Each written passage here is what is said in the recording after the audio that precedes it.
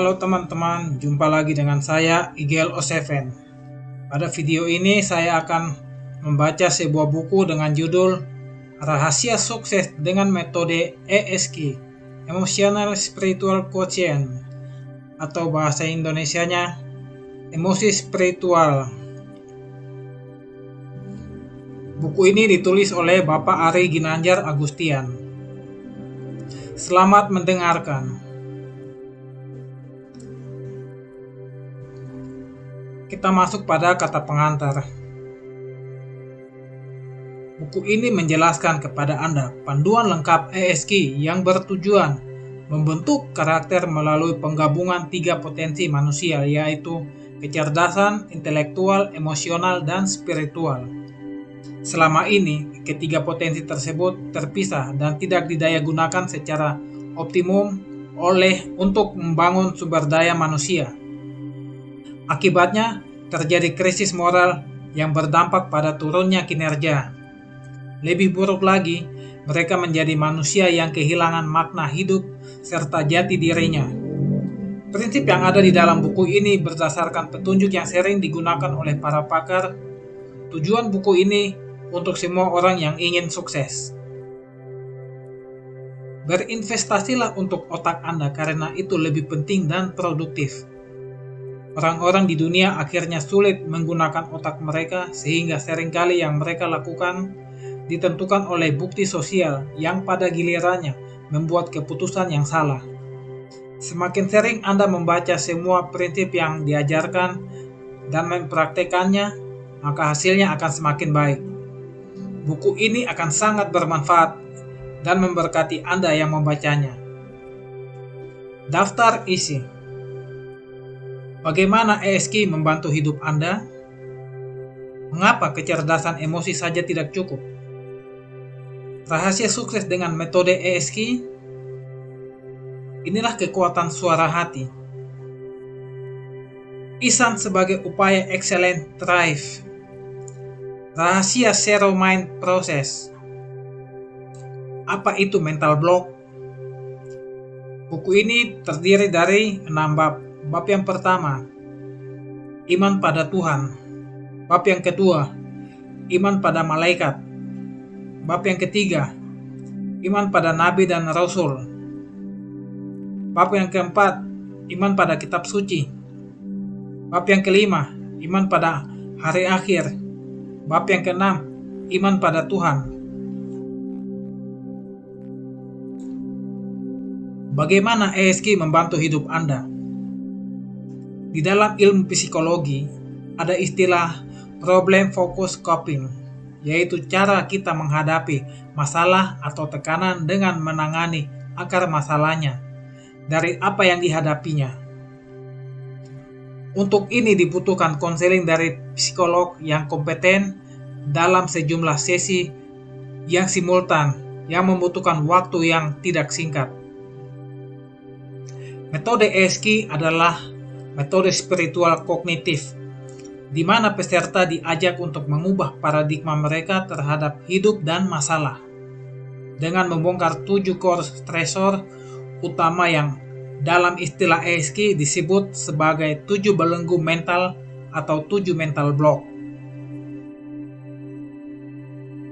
Dengan dibongkarnya core stressor ini dengan penguatan spiritual, kemampuan kognisi manusia akan menjadi lebih tajam, clear, dan rileks.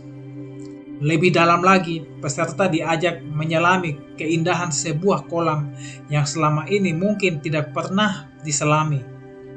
Supra-consciousness mind atau divine subconscious mind yang sangat menyejukkan, menenteramkan. Peserta akan bisa merasakan beban masalahnya terurai dan tertekan. Hidup yang dirasakannya menjadi lemah, tidak lagi dapat mempengaruhinya.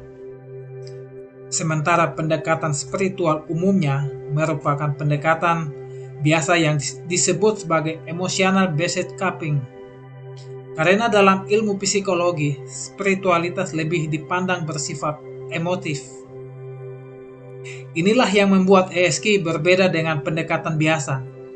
Metode spiritual kognitif dalam ESQ membekali peserta dengan kemampuan untuk mengubah kebiasaan dalam berpikir dan merasa. Pendekatan spiritual kognitif ini ada dalam prinsip 165. Prinsip 165 sendiri adalah sebuah fondasi yang menjadi dasar berpikir baru yang menguatkan tiap orang dengan dasar pengetahuan tentang hidup dan unsur-unsurnya seperti leadership, principle, self-control, and collaboration, dan sebagainya. Kesemua hal ini bisa Anda temukan dalam training ESQ Classic. Bagaimana dengan training ESQ model baru atau New Chapter? ESQ NC dikemas dengan metode psikologis yang 10 kali lebih impactful dan meaningful dibanding ESQ Classic.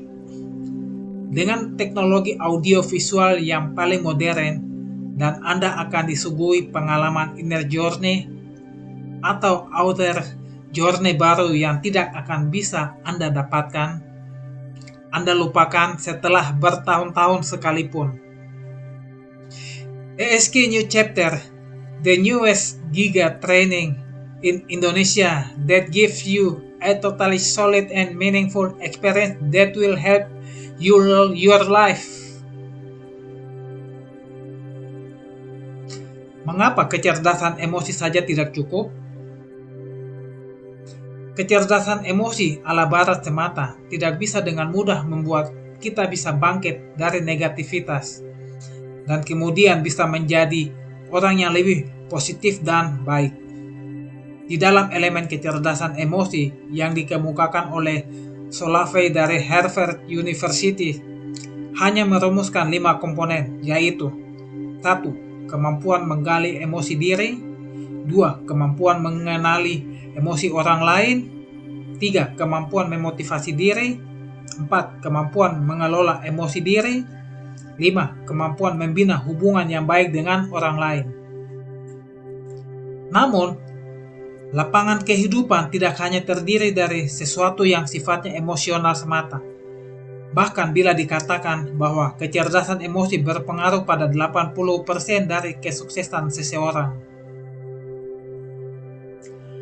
Ada sejumlah hal yang masih kurang dalam konsep kecerdasan emosi ala barat.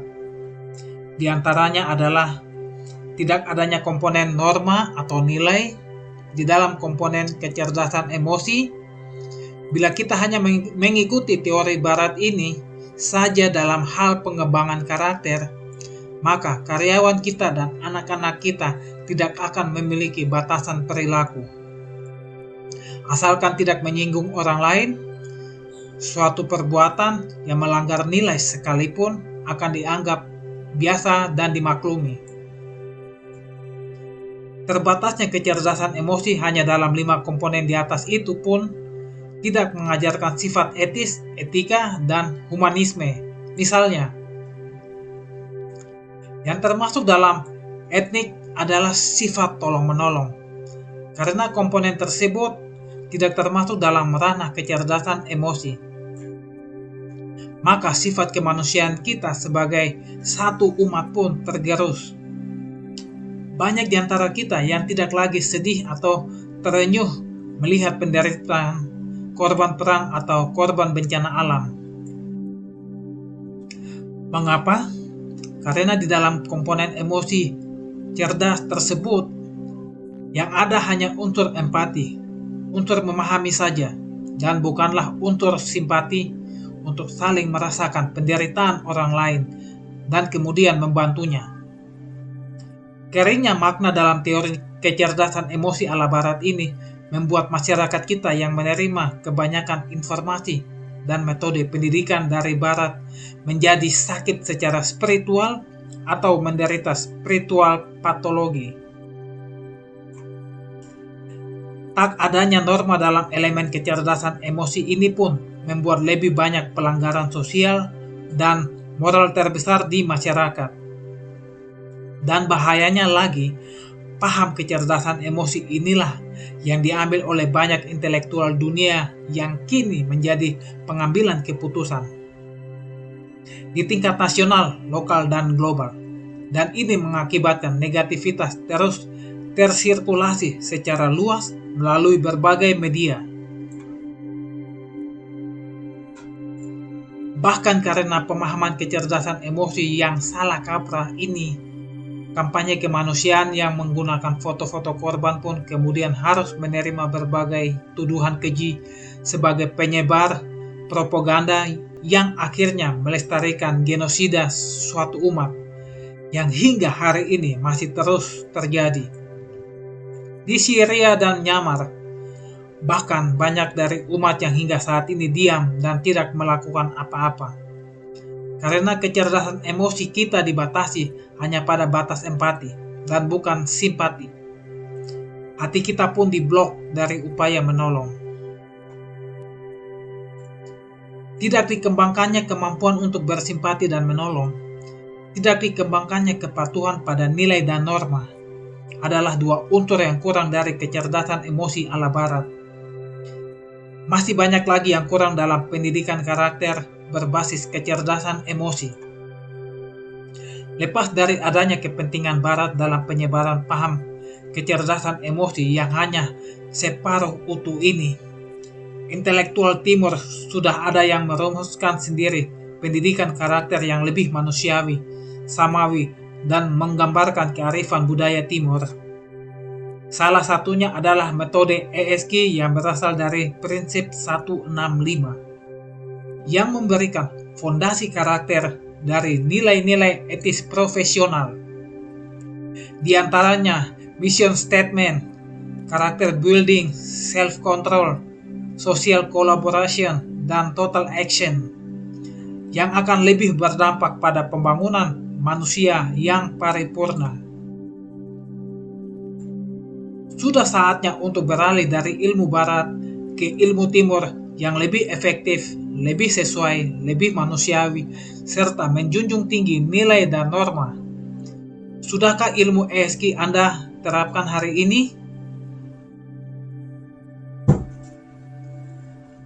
Model ESG Dr. Ari Ginanjar Agustian. Rahasia sukses dengan metode ESG.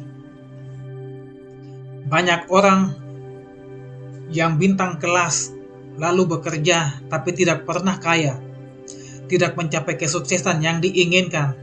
Sementara banyak juga yang bukan bintang pelajar tetapi memperoleh kesuksesan yang tinggi dan luar biasa. Apa rahasia mereka? Ternyata rahasia kesuksesan ada di dalam kecerdasan emosi dan spiritual. Bagi banyak orang sukses, usahanya berhasil memperoleh banyak uang karena ia cerdas emosi, namun kemudian jatuh gagal. Karena banyak melakukan pelanggaran hukum, karena tidak cerdas secara spiritual, karena itu cerdas emosi saja tidak cukup. Adakah metode pengembangan kecerdasan yang akan membuat kita sukses lahir batin dan hidup sukses dan juga tenang dan tentram? Sejak tahun 1999, seorang atlet karate yang kemudian menjadi pebisnis sukses beralih profesi menjadi akademisi. Ia kemudian menulis sebuah buku berjudul ESG, Rahasia Sukses Membangun Kecerdasan Emosi dan Spiritual. Berkat bukunya tersebut, ia kemudian mendapat gelar honoris causa dari bidang pengembangan karakter dari Universitas Negeri Yogyakarta atau UNY. Ia adalah Bapak Dr. Randos H.C. Ari Ginanjar Agustian yang kemudian menjadi trainer, inspirator, dan menjadi bapak bangsa dengan mengisi acara di TVRI yang berunjuk Indonesia Emas dan Generasi Emas sejak tahun 2012. Apa itu kecerdasan emosi dan spiritual ala ESG? Di dalam kecerdasan emosi dan spiritual ala ESG terdapat sejumlah langkah di bawah ini, yaitu proses pembersihan hati dan pikiran. Yang pertama, proses pembersihan hati dan pikiran dilakukan dengan meruntuhkan 7 jenis belenggu mental. Dari pembersihan dengan metode Zero Mind Process ini, kita melakukan proses pemurnian atau refining dari sejumlah mental block yang bisa menghalangi kita dari memperoleh kesuksesan dan kebahagiaan lahir batin. Proses pemurnian atau refining ini membantu kita dalam yang kedua, pembangunan mental. Proses pembangunan mental dilakukan dengan mempelajari 6 fondasi prinsip utama dalam kehidupan yang akan menumbuhkan kemampuan mental yang kuat, tangguh, memiliki impact yang luas, dan berpengaruh yang baik. Ketiga, pengembangan ketangguhan pribadi. Proses pengembangan ketangguhan pribadi dilakukan dengan mempelajari dan mempraktikkan strategi yaitu mission statement, karakter building, dan self-control. Dari ketiga strategi di atas, ketangguhan pribadi seseorang bisa terbentuk dengan baik dengan mematuhi nilai dan norma sosial, sifat etis, dan prinsip kejujuran dan integritas. Yang keempat, pengembangan ketangguhan sosial. Proses pengembangan ketangguhan sosial ala ESK dilakukan dengan mempelajari dan mempraktikkan strategi yaitu strategi collaboration dan total action. Dari dua strategi di atas, ketangguhan sosial akan terbentuk dengan baik. Ia akan bisa bergerak secara harmonis dan selaras dengan lingkungannya. Ia juga akan bisa menjadi seseorang yang berperan aktif secara sosial di lingkungannya dengan impact yang baik dan berhasil guna. Bagaimana menurut Anda? Amat komprehensif bukan? Dengan keempat langkah ESK tersebut akan memastikan kita memperoleh sukses, sejahtera, dan menemukan makna hidup yang membuat kita bahagia.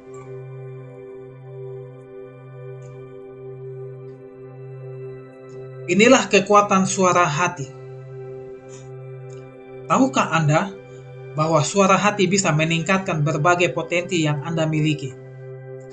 Suara hati atau inner voice atau inner speech merupakan bahan penelitian bagi para ahli dari berbagai disiplin ilmu, di antaranya psikologi, filsafat, psikiatri, spiritualitas, religiositas, neurokognitif, dan sosioekologi. Morin pada tahun 2007 memaparkan bahwa suara hati membantu kita dalam mengevaluasi apa yang sudah kita lakukan, membantu mengingat pengalaman masa lalu, dan memonitor ingatan tersebut dengan berada dalam tahap kesadaran yang lebih tinggi atau higher order consciousness, dan membantu kita menghadapi masa yang tengah dijalani dengan lebih awas dan dalam potensi yang lebih berkembang, sehingga kita tidak sekedar hadir di masa kini tanpa kesadaran. Suara hati aktif saat kita sendiri maupun saat bersama orang lain. Yang terpenting adalah kita harus berada dalam keadaan sadar. Saat seseorang mabuk karena minuman keras, misalnya suara hati menjadi tidak aktif. Inilah mengapa banyak orang yang mabuk kemudian melakukan berbagai hal yang tidak ia inginkan. Sebabnya adalah tidak adanya kewaspadaan diri yang seharusnya hadir dalam aktivitas suara hati ini.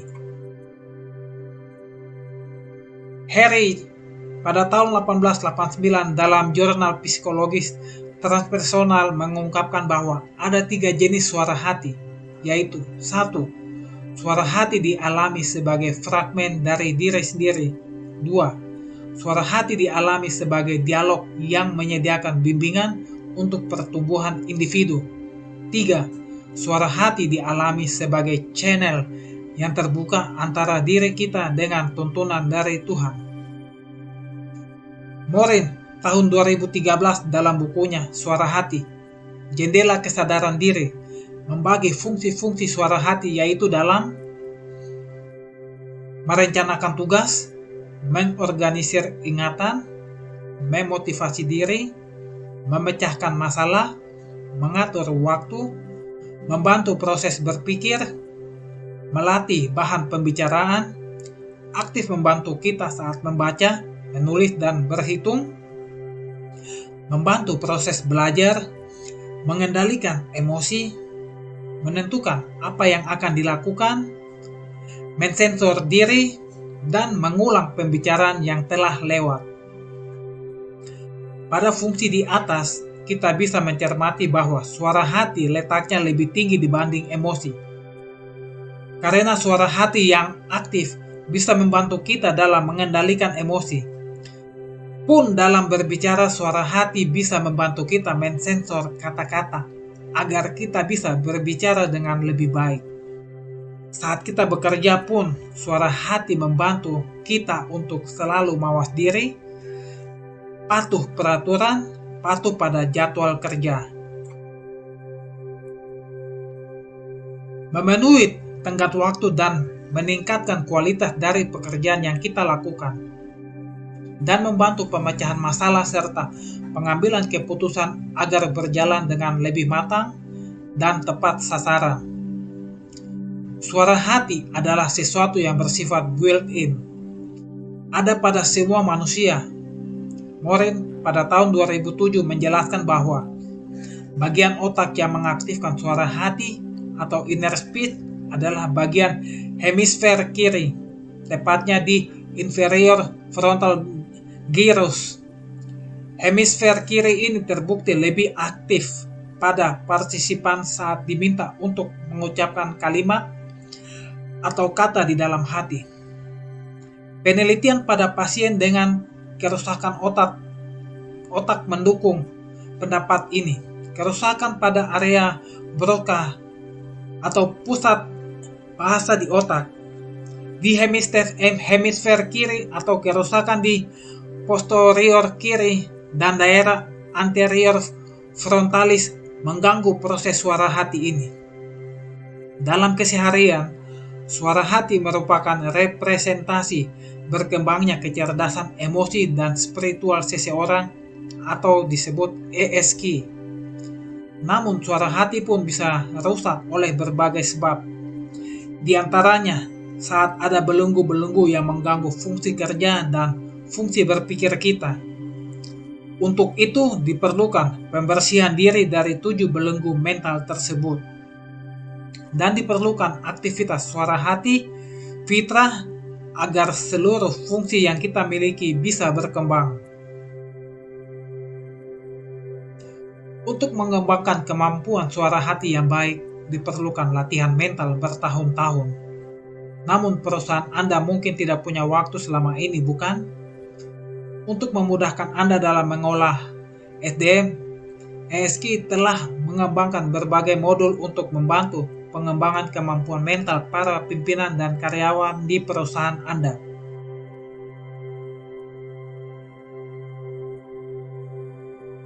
Ihsan sebagai upaya excellent thrive. Bennett dan Lemoine dalam Harvard Business Review di tahun 2014 sudah lama mengangkat mengenai era VUCA, volatility, uncertainty, complexity, dan ambiguity. Keempat hal ini merupakan karakteristik yang menggambarkan kepusingan baru yang dihadapi setelah makin berkembangnya teknologi informasi. Yang membuat perubahan dan pergerakan bisnis bukan lagi terjadi di pasar uang, bukan lagi di pasar modal, dan bukan lagi di pasar komoditi. Pasar yang sebenarnya telah berpindah ke dunia maya. Banyak yang tidak mempraktikkan hal ini, sehingga tidak bisa mengantisipasi dampaknya. Namun di sejumlah negara maju yang perekonomiannya ditopang oleh raksasa bisnis yang kapasitasnya semula merajai belasan hingga puluhan negara di dunia, kini bangkrut atau terancam tutup. Contohnya Kodak yang terlindas oleh kamera digital yang kini ada di semua smartphone. Bahkan Kodak telah mengajukan permohonan pelit sejak tahun 2012. Bagaimana agar paling tidak usaha Anda bisa bertahan atau malah terus menang? Kita lihat sejumlah contohnya. Garmin, pembuat perangkat GPS yang semula dikembangkan untuk navigasi maritim, sukses membuat beragam produk navigasi, dari navigasi di pesawat hingga di jam tangan. Demikian juga dengan Google, yang semula hanya mesin pencari data di internet pada awal tahun 2000-an, mereka terus maju dan mendobrak. Google mengembangkan Android sebagai sistem operasi untuk smartphone dan tablet. Android adalah sistem operasi yang terus berkembang dan memaksa para produsen HP untuk terus membuat produk baru yang bisa kompatibel dengan updatean aplikasi terbarunya. Dan hingga kini Google masih sibuk bertransformasi terus-menerus hingga kemudian rebranding dengan membuat Alphabet, mengembangkan industri Google Robotics, mengembangkan Google Ventures, dan lain-lain. Begitu juga dengan Anda. Ada perusahaan di mana Anda bekerja, tak ada pilihan lain kecuali mengembangkan sikap ihsan di perusahaan Anda sebagai upaya excellent thrive. Apa itu dalam hal personal excellent, organisasional excellent, maupun produk excellent.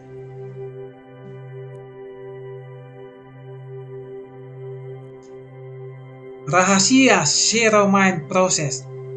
Apa itu Zero Mind Process? Sebelum memahami Zero Mind Process, kita perlu paham tentang teori fisika kuantum yang bekerja dalam otak kita. Memahami fisika kuantum dari pikiran berarti memahami bahwa pikiran kita bergerak dalam bentuk aktivasi gelombang yang membangkitkan reaksi listrik dari positron dan elektron yang berada di dalam setiap neuron di otak, yang menghubungkan antar memori dan bersimilasi membentuk pikiran. Ian Marshall menyebutkan bahwa kesadaran bukanlah keadaan yang bisa dipisah atau terpecah dari sejumlah neuron dalam suatu jaringan otak yang kompleks, bukan sebagai sebuah kesadaran yang hadir dalam partisi-partisi. Bahkan sebaliknya, saat otak dalam keadaan sadar, kesadaran ini mempertahankan otak dalam struktur yang koheren. Keajaiban dari persepsi, pemikiran, dan perasaan yang muncul di otak adalah semata-mata karena adanya kesadaran atau consciousness. Apa itu kesadaran kuantum atau quantum consciousness? Seorang psikiater, Ian Marshall, pada tahun 1889 menyampaikan sebuah teori mengenai saat di mana suatu neuron atau sel saraf otak berada dalam keadaan kuantum, yaitu hanya pada fase saat keseluruhan otak berada dalam efek kesadaran kuantum. Dalam hal ini berarti pemikiran dan perbuatan yang kita lakukan saat ini berkaitan dengan pemikiran dan perbuatan kita di masa lalu. Semuanya tersimpan dalam neuron-neuron otak. Beda proses berpikir akan mengaktifkan bagian otak yang berbeda pula. Walaupun begitu, seluruh otak teraktivasi secara kebersamaan saat kita dalam keadaan sadar, conscious, dan dalam keadaan sadar inilah spirit atau jiwa kita menemukan makna atau arti dari apa yang kita pikirkan atau apa yang kita lakukan. Fungsi berpikir sadar, maka inilah yang dinamakan kecerdasan spiritual. Apa manfaat kecerdasan kuantum ini? Koneksi neuron dalam keadaan kuantum ini mampu mengintegrasikan triliunan sel otak dalam satu kesatuan untuk memberi keteraturan dan membentuk struktur berpikir dari otak yang semula dalam keadaan kacau, dan keadaan kuantum inilah yang ditimbulkan dengan adanya Zero Mind Process, dengan meruntuhkan segala belenggu mental yang menimbulkan blok-blok dan partisi-partisi dalam otak yang menghalangi proses berpikir, menimbulkan kekacauan berpikir pada pikiran kita.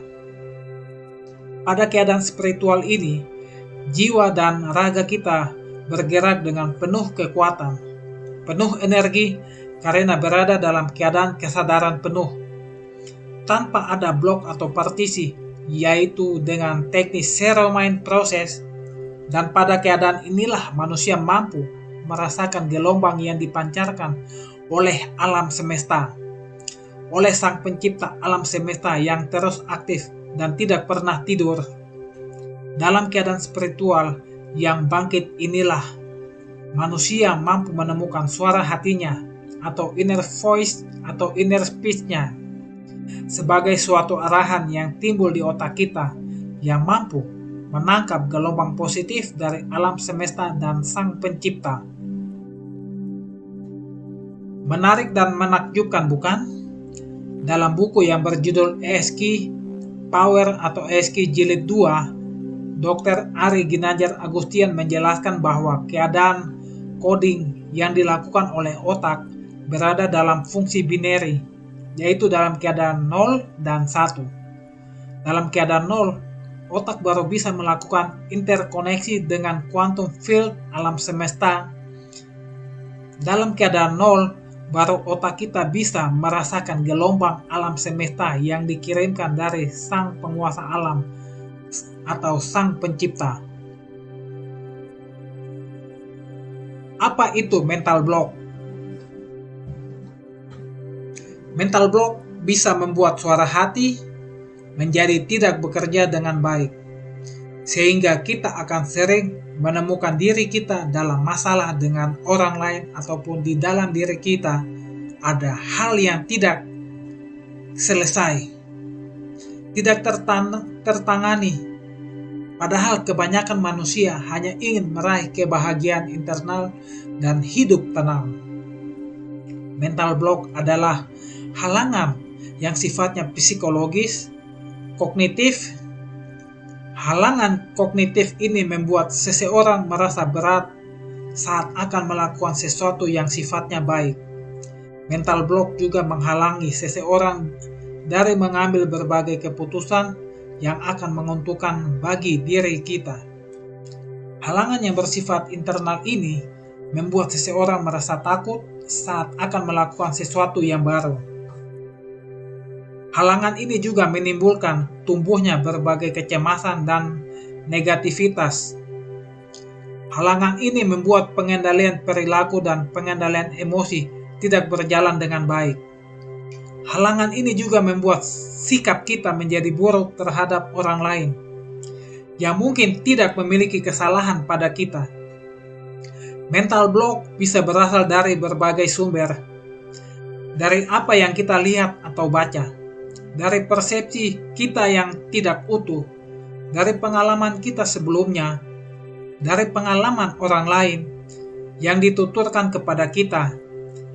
Seringnya pengalaman negatiflah yang disebarkan oleh orang lain, yang menyebabkan banyak dari kita memiliki ketakutan untuk melakukan suatu hal yang baru, yang membuat kita takut gagal.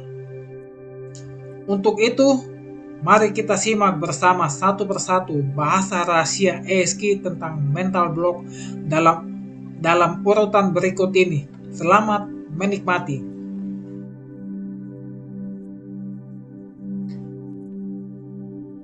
Bab 1 atau bagian pertama, Star Principle, iman pada Tuhan. Tidak hanya di bidang psikologi, para neurolog pun menemukan sejumlah bukti akan adanya pengaruh dari kepercayaan pada Tuhan pada cara kerja bagian otak tertentu. Bahkan sejumlah peneliti ini menyimpulkan bahwa kebutuhan untuk percaya pada Tuhan atau Star Principle adalah disebabkan oleh predisposisi yang terberi di dalam otak semua manusia. Hal inilah yang menuntut para peneliti menjadi penyebab mengapa orang seateis pun pada keadaan tertentu mereka akan merasa membutuhkan Tuhan. Mengapa? Karena otak kita membutuhkan keadaan tertata, kecenderungan pada order, pada kepatuhan, pada keteraturan, keadaan yang terstruktur, tertata dari keadaan yang semula tidak beraturan.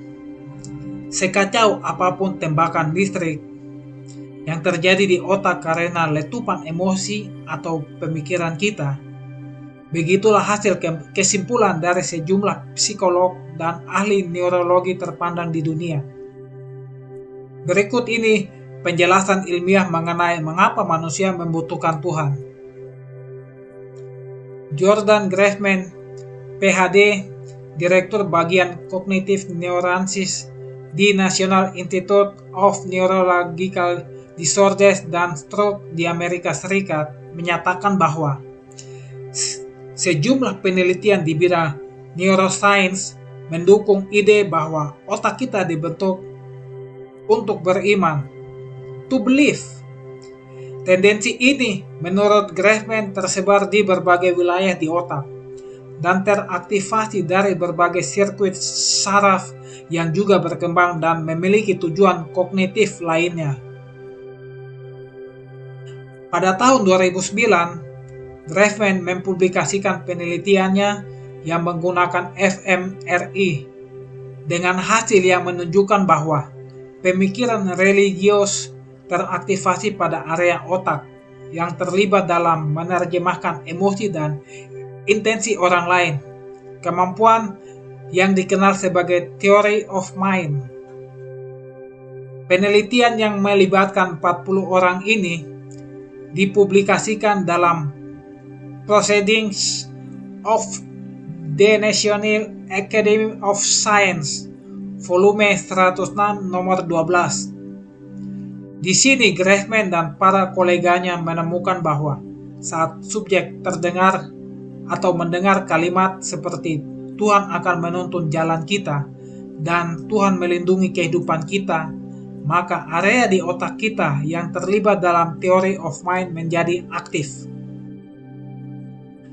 Hal ini sejalan dengan penelitian lain yang dipublikasikan pada tahun 2009 di Social Cognitive Affective Neuroscience, volume 4 nomor 2. Sebuah tim dari Denmark melihat bahwa wilayah otak yang sama juga teraktivasi saat subjek yang religius sedang berdoa.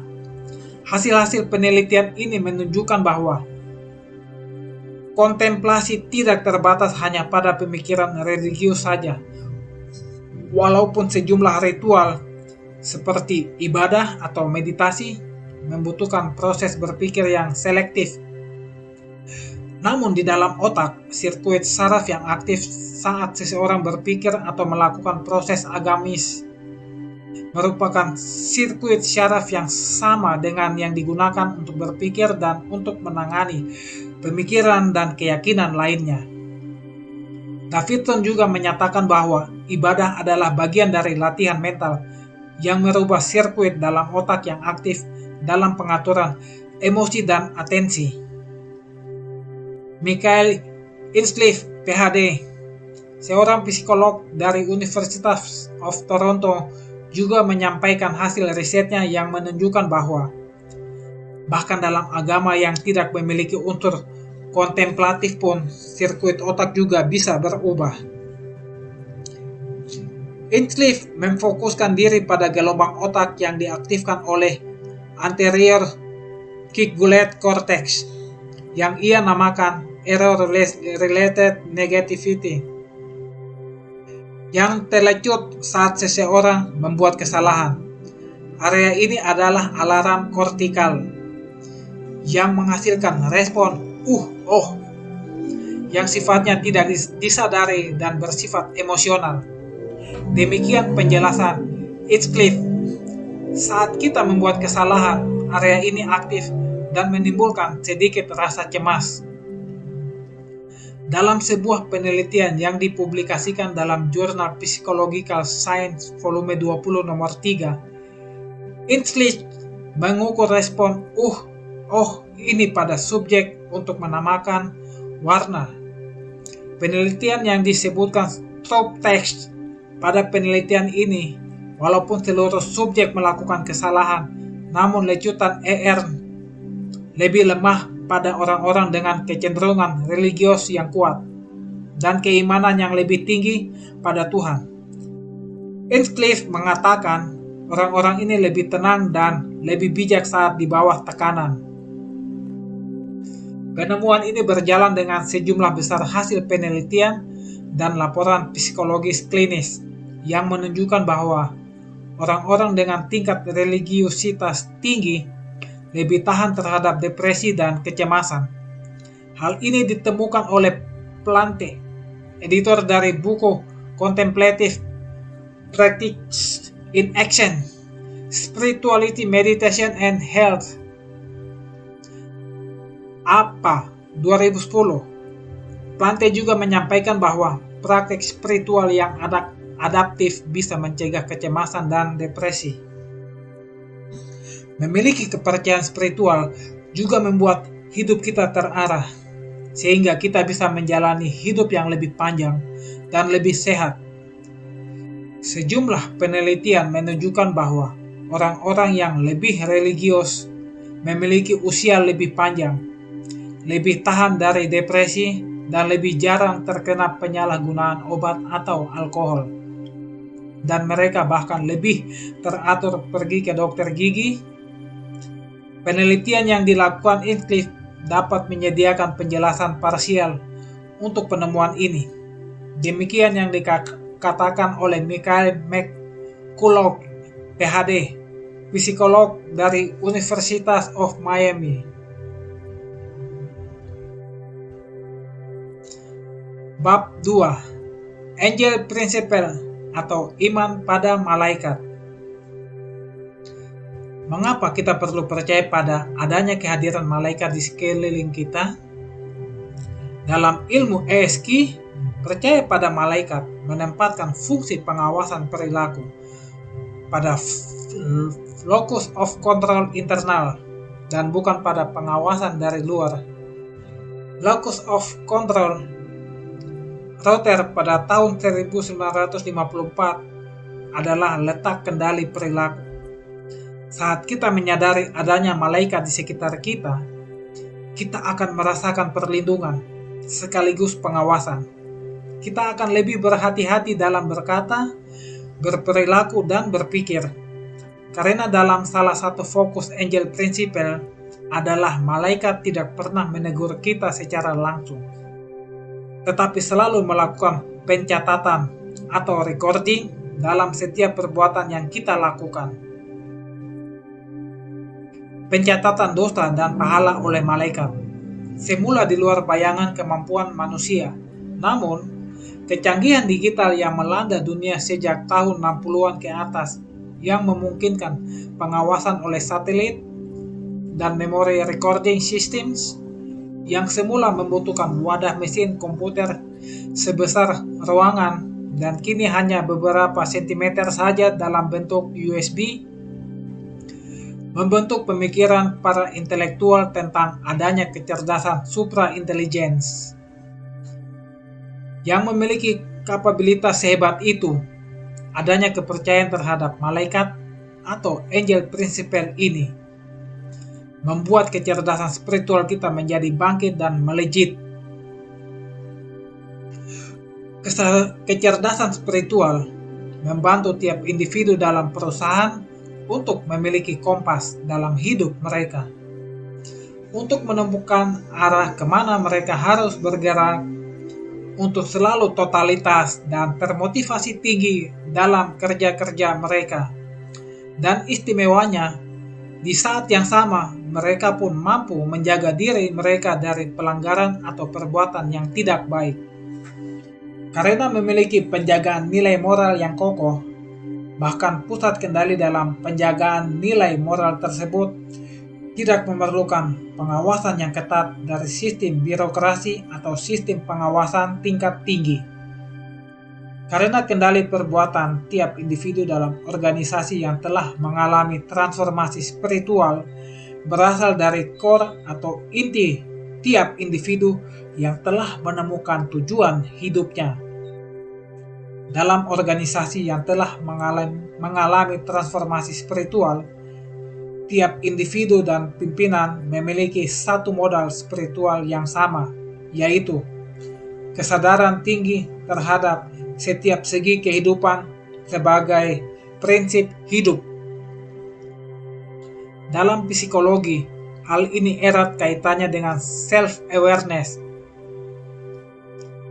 atau kesadaran yang dimiliki tiap individu akan ada aturan, kelasiman, struktur sosial, dan berbagai hal yang harus dijaga.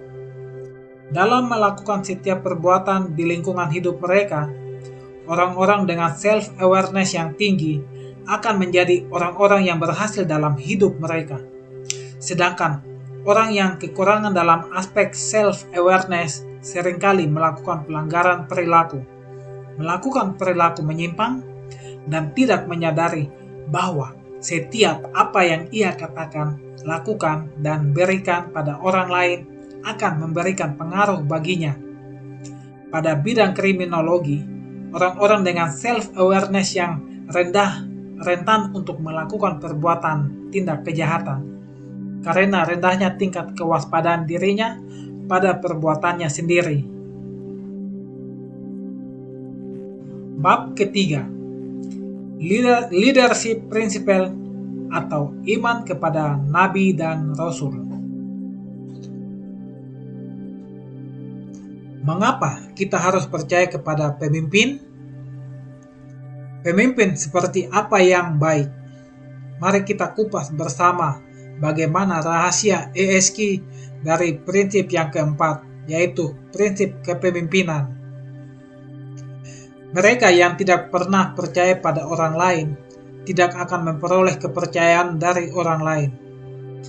Keyakinan pada pemimpin membangkitkan energi yang besar pada suatu masyarakat, dan tidak pernah ada keberhasilan besar yang bisa dicapai tanpa adanya seorang pemimpin yang mengorkestrasi suatu upaya bersama. Michael Blick, tahun 2017, seorang profesor bidang perilaku organisasi dari Neuma Business School, Center of Leadership and Effective Organization atau CLEO di Paris, menyampaikan bahwa rasa percaya bersifat dinamis dan membentuk jaringan interpersonal antar orang per orang. Rasa percaya didefinisikan sebagai harapan yang diberikan pada tindakan orang lain, kepercayaan akan apa yang ia ucapkan, dan keyakinan bahwa orang lain memiliki niat baik untuk menjalankan janji mereka. Rasa percaya sangat bermakna dalam situasi di mana satu pihak lebih lemah dari pihak lainnya. Dalam hal ini, seorang pemimpin berada dalam pihak yang lebih dibanding pengikutnya. Keberhasilan besar bisa dicapai bila kita memiliki pemimpin yang baik, dengan visi yang besar, visi yang menarik, membuat kita bersemangat, dan kita ingin mencapai tujuan bersama yang telah ditetapkan oleh sang pemimpin tersebut. Seperti perkataan Blick tahun 2017 yang dimuat dalam Leadership Today, Springer's Text in Business and Economics, menyatakan bahwa pemimpin yang baik akan membantu sebanyak mungkin orang untuk mencapai tujuan mereka. Cara berkomunikasi yang digunakan pemimpin yang baik membuat orang memahami apa yang mereka butuhkan untuk memutuskan apa yang harus dilakukan dan bagaimana mengambil keputusan yang baik bersama-sama. David Weller Jr. tahun 2001, seorang profesor dari Department of Educational Leadership at University of Georgia, menyampaikan dalam tulisannya yang berjudul The Qualities of Leadership, Direction, Communication, and Opposition, mengutip literatur lawas Grander tahun 1990, menyampaikan apa beda pemimpin yang mengatur dengan yang menginspirasi. Ia menyebutkan bahwa pemimpin yang baik akan membangkitkan semangat dan membuat orang terdorong untuk berbuat, untuk melaksanakan langkah-langkah untuk mencapai tujuan. Disebutkan dalam sumber tersebut bahwa yang pertama, pemimpin masa kini lebih mengandalkan kemampuannya untuk berbagi pemikiran dan untuk menjalin relasi dengan banyak orang. Dengan cara itulah, pemimpin masa kini mencapai tujuan, bukan dengan paksaan dan bukan dengan suruhan. Yang kedua, pemimpin seperti inilah yang memiliki kebijaksanaan yang matang. Mereka mencapai tujuan dengan memberikan arah yang jelas kepada orang lain. Setelah melihat kebutuhan mereka dan berusaha untuk memenuhinya, mereka juga mengungkapkan kepeduliannya dan harapannya terhadap yang dipimpin. Yang ketiga, pemimpin masa kini membentuk kekompakan dengan pengikutnya. Saat rasa bersatu ini terbentuk, pengikut akan membuka diri untuk mempercayakan masa depan mereka kepada sang pemimpin. Pemimpin yang kemudian membalas kepercayaan para pengikut ini dengan memberikan kehidupan yang lebih baik pada para pengikutnya. Peran pemimpin di atas bisa kita lihat di masyarakat, di kantor, di pemerintahan, dan di sebuah negara. Pada zaman dahulu, kala saat para rasul memimpin di zamannya masing-masing, mereka memiliki kualitas hebat yang tersebut di atas, yaitu memiliki keimanan yang tinggi pada Tuhan dan membangun kekuatan di masyarakat dengan menyampaikan perintahnya, yang menghasilkan kehidupan yang terbukti baik dan mensejahterakan dengan jalan yang bijaksana dan matang. Apa yang kita pelajari ini bisa kita terapkan di situasi dimanapun kita berada, karena setiap kita adalah pemimpin. Ilmu pengetahuan bisa diakses dengan mudah. Kita kini telah bisa mempelajari banyak sumber yang berkaitan dengan model kepemimpinan yang bisa kita tiru dan bisa kita terapkan. Semoga pembahasan ini dapat menginspirasi agar sahabat ESKI terdorong untuk meneladani kepemimpinan yang luar biasa hebat dari para nabi dan rasul yang telah menjadi pemimpin di zaman mereka. Yuk bersama perbaiki diri dan pimpin diri kita untuk mencapai keberhasilan yang mendatangkan Tuhan.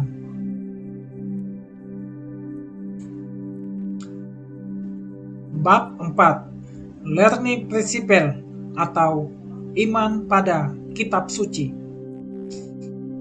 Kita tiba pada bahasan tentang Learning Principle yang berasal dari perintah Tuhan untuk beriman kepada Kitab Suci.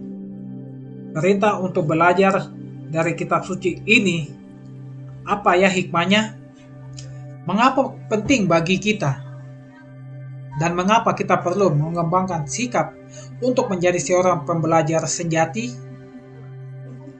Menurut pendiri ESKI Bapak Ari Ginanjar Agustian yang dikutip oleh Baskoro tahun 2014 dari Learning Principle atau prinsip pembelajaran atau iman kepada kitab suci, menyadari akan pentingnya pembelajaran yang akan mendorong pada kemajuan, memiliki kebiasaan membaca buku dan membaca situasi dengan cermat, menghasilkan seseorang dapat berpikir kritis dan mendalam, selalu mengevaluasi pemikirannya kembali, bersikap terbuka untuk mengadakan penyempurnaan, memiliki pedoman yang kuat dalam belajar, yaitu berpegang kepada kitab suci.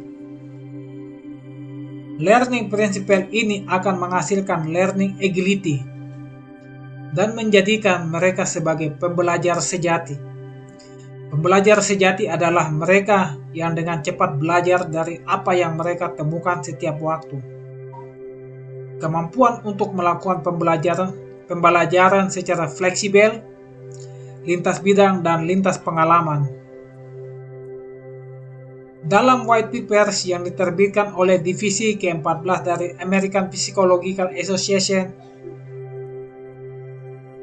yang disusun oleh Kavanaugh dan Selling tahun 2017 disampaikan bahwa orang-orang yang memiliki learning agility memiliki kemampuan untuk mengendalikan pembelajaran mereka sendiri dengan melihat apa saja kesempatan untuk berkembang.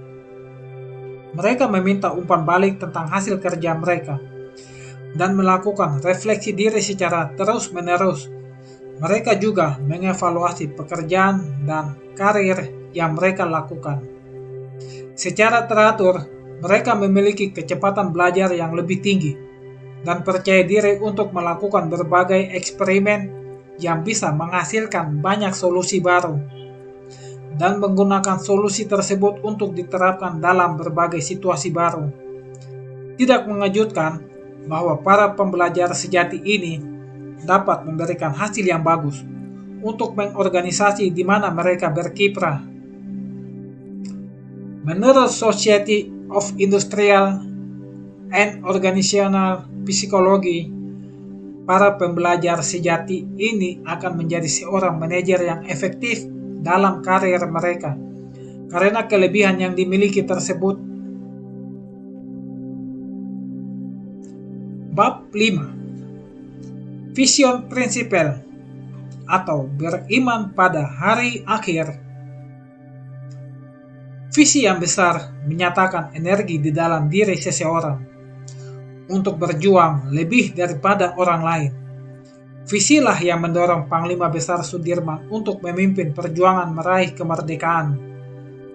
Impian bahwa pribumi Indonesia akan merdeka dan menjadi sebuah bangsa yang besar yang memiliki peran di dunia, yang membuat Soekarno muda berlatih berpidato di depan kaca dan tak peduli akan hinaan kawan-kawannya yang menyebutnya gila.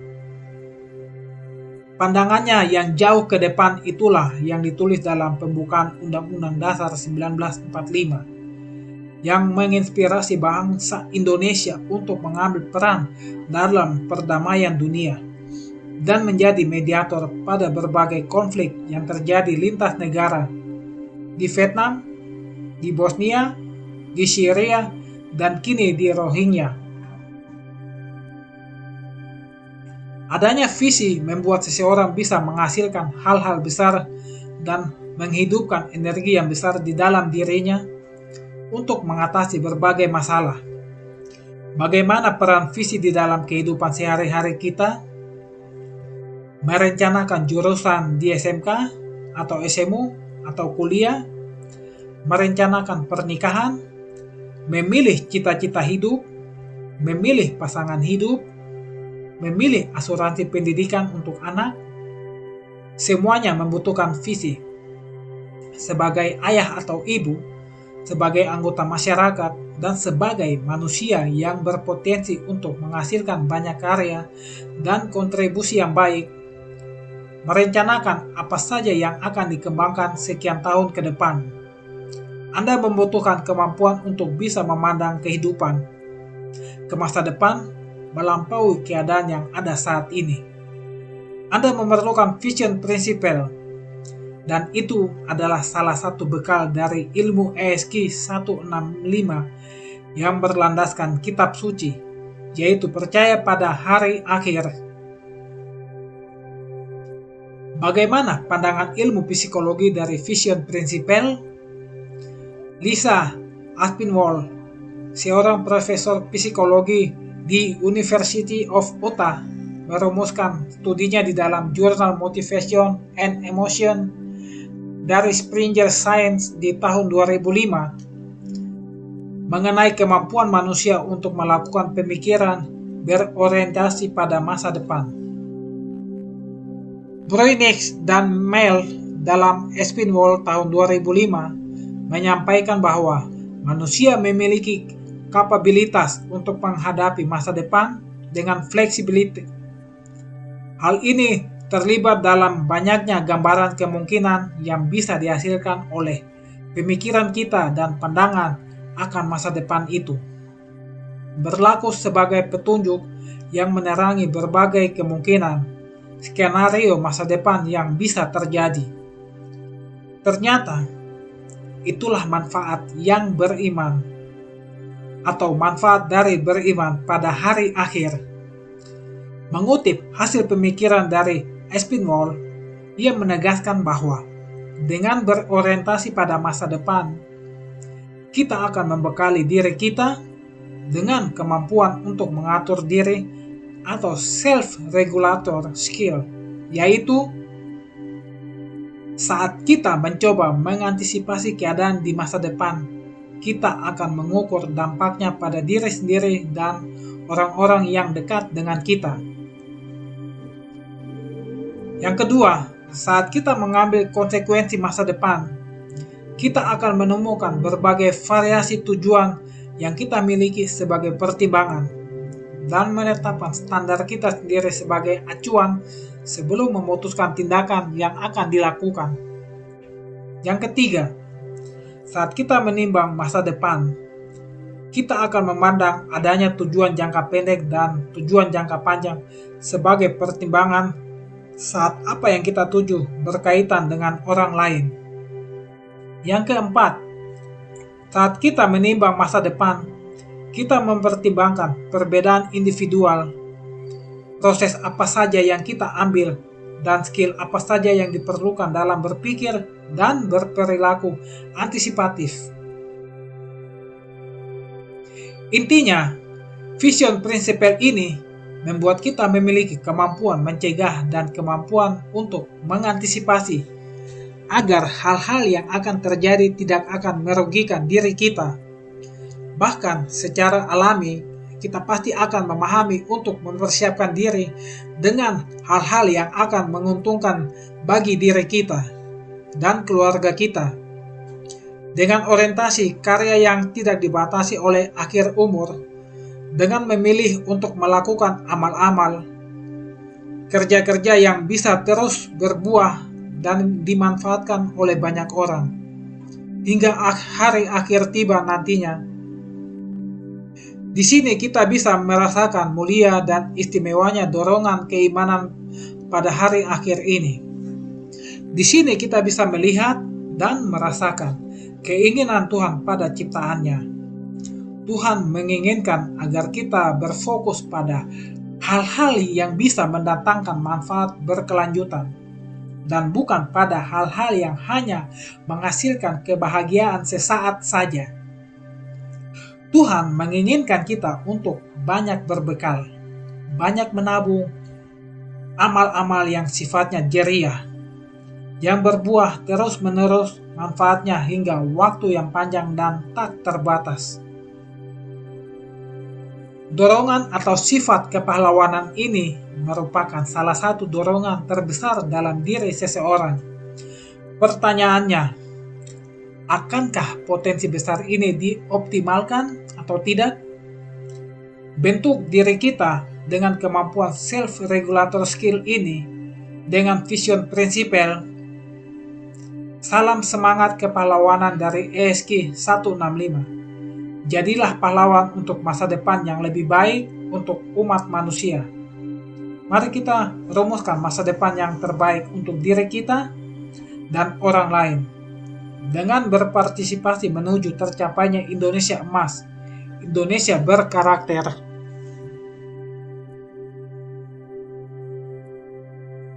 Bab 6. Well-organized principle. Iman pada takdir yang sudah terjadi dan belum terjadi akan membuat kita memiliki sifat ikhlas dan tawakal. Kedua sifat ini akan membuat hati kita bersih dan kokoh, membuat karakter kita menjadi kuat, membuat keimanan kita menjadi tangguh. Bahkan secara naluri, setiap manusia membutuhkan kehidupan yang terstruktur.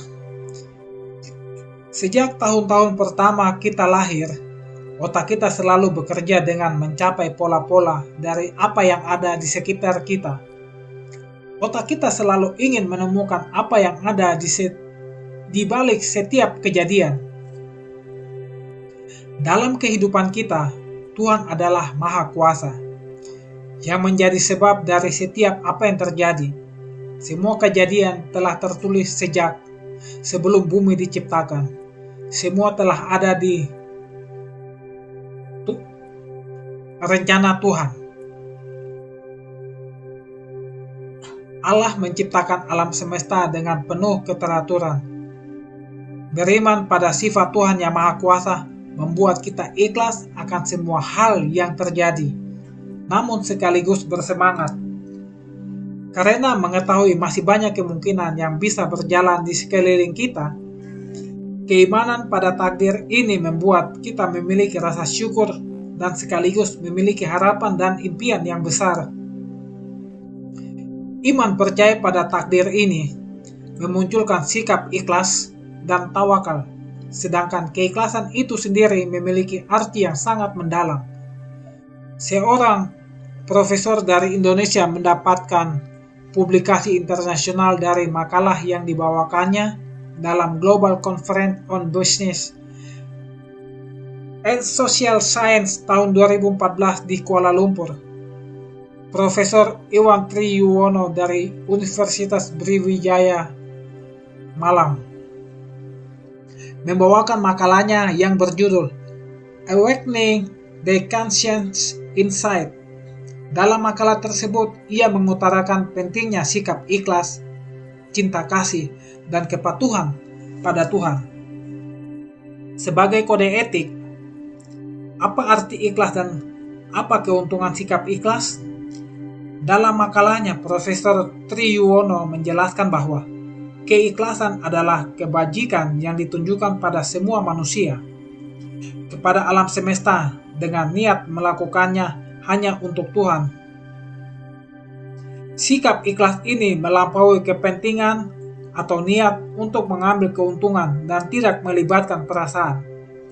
Ikhlas adalah sifat yang dilakukan bukan berdasarkan keinginan, pertimbangan atau analisa rasional atau agar mendapatkan kebahagiaan, tapi berdasarkan atas diri sejati manusia. Triyuwono menyoroti bahwa dalam sudut pandang agama, perbuatan yang baik adalah yang dilakukan dengan penuh keikhlasan saat ingin membantu orang lain dan dilakukan bukan dengan harapan untuk mendapatkan balasan, maka perbuatan tersebut memiliki tingkatan ikhlas. Seorang yang ikhlas telah membebaskan dirinya dari batas waktu dan ruang, dari apa yang telah terjadi di masa lalu dan apa yang terjadi di masa depan.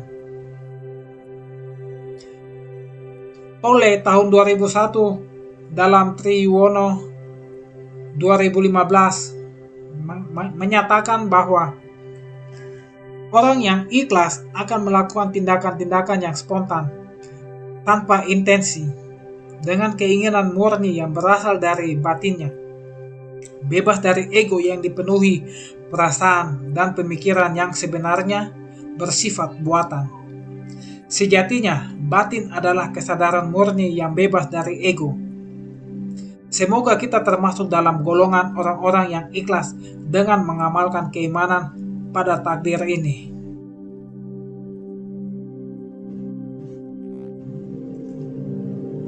Raih bahagia dengan esensi 165.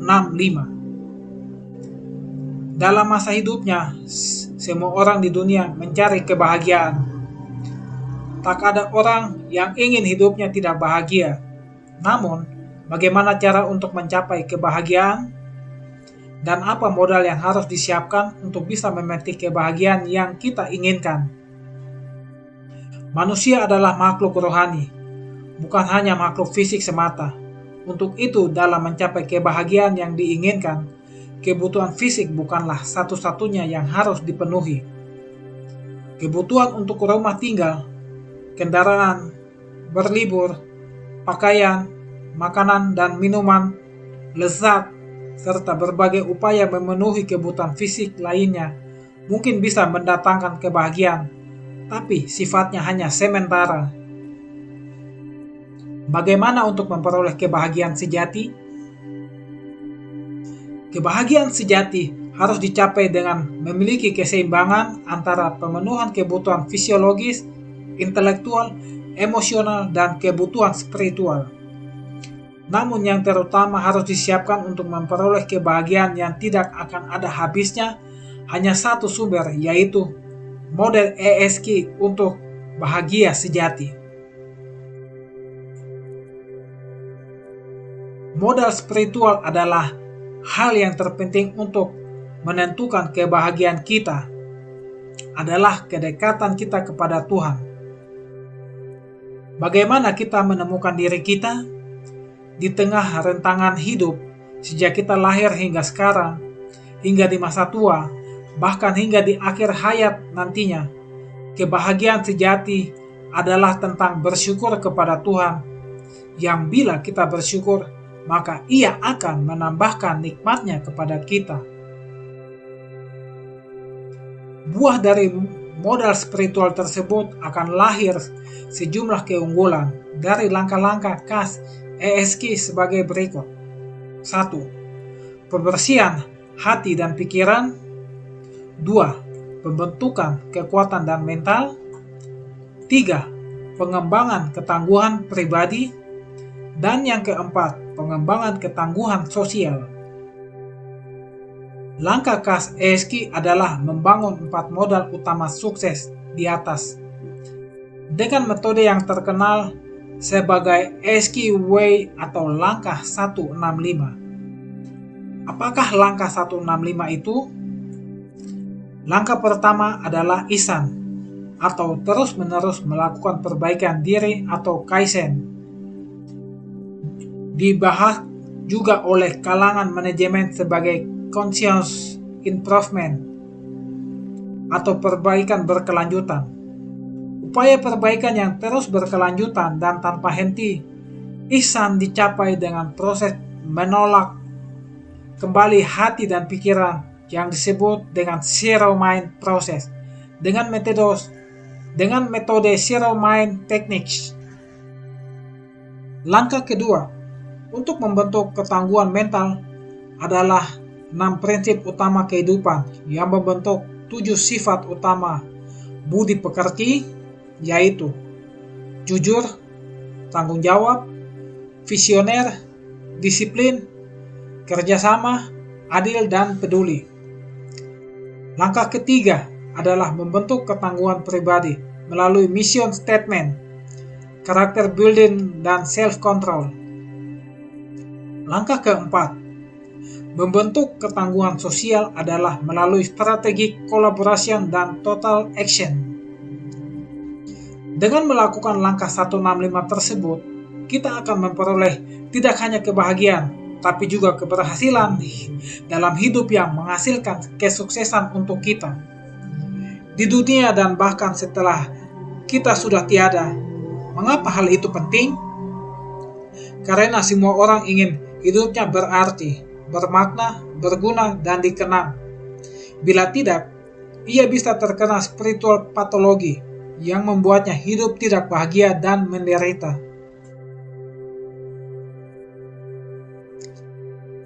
Nah, teman-teman, sekian buku ESG yang ditulis oleh Bapak Ari Ginanjar. Demikian audiobook. Sekian dan terima kasih.